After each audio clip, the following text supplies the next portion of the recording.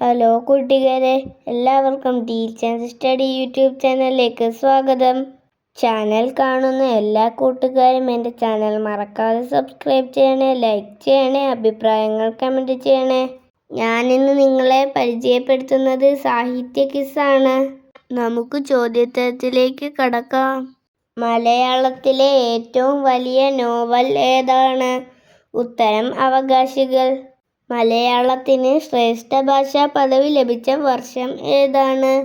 ഉത്തരം 2013. മാമ്പഴം എന്ന കവിതയുടെ രചയിതാവ് ആരാണ്? ഉത്തരം വൈലോപ്പിള്ളി ശ്രീധരമേനോൻ. കേരള ടാഗോർ എന്നറിയപ്പെടുന്നത് ആരാണ്? ഉത്തരം വള്ളത്തോൾ നാരായണ മേനോൻ. ചലച്ചിത്രമാക്കിയ ആദ്യ മലയാള നോവൽ ഏതാണ്? ഉത്തരം മാർത്താണ്ഡവർമ്മ. പ്രഥമ വള്ളത്തോൾ പുരസ്കാരം ലഭിച്ചത് ആർക്കാണ്? ഉത്തരം പാലാ നാരായണൻ നായർ. മലയാളത്തിലെ ആദ്യത്തെ രാഷ്ട്രീയ നാടകം ഏതാണ്? ഉത്തരം പാട്ടാബാക്കി. കണ്ണുനീർത്തുള്ളി എന്ന വിലാപകാവ്യം രചിച്ചത് ആരാണ്? ഉത്തരം നാലപ്പാട്ട് നാരായണൻ മേനോൻ. സഹ്യന്റെ മകൻ ആരെഴുതിയതാണ്?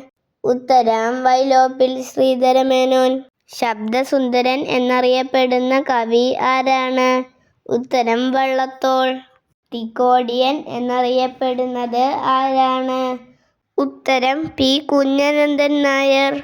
പയ്യൻ കഥകൾ രചിച്ചത് ആരാണ്? ഉത്തരം വി കെ എൻ. രാമായണത്തിലെ വരികളുടെ എണ്ണം? ഉത്തരം 24,000. മലയാള ഭാഷയുടെ ആദ്യ യുദ്ധ നോവൽ ഏതാണ്?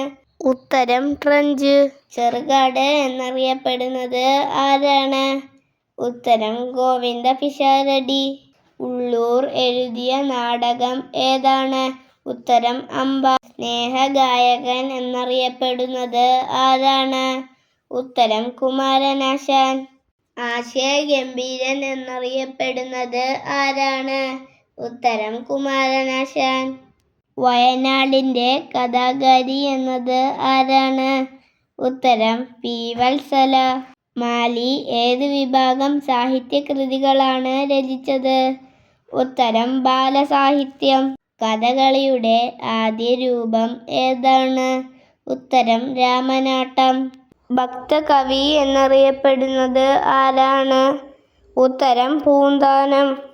കുഞ്ചൻ നമ്പ്യാരുടെ ആദ്യ കൃതി ഏതാണ്? ഉത്തരം കല്യാണസൗഗന്ധികം.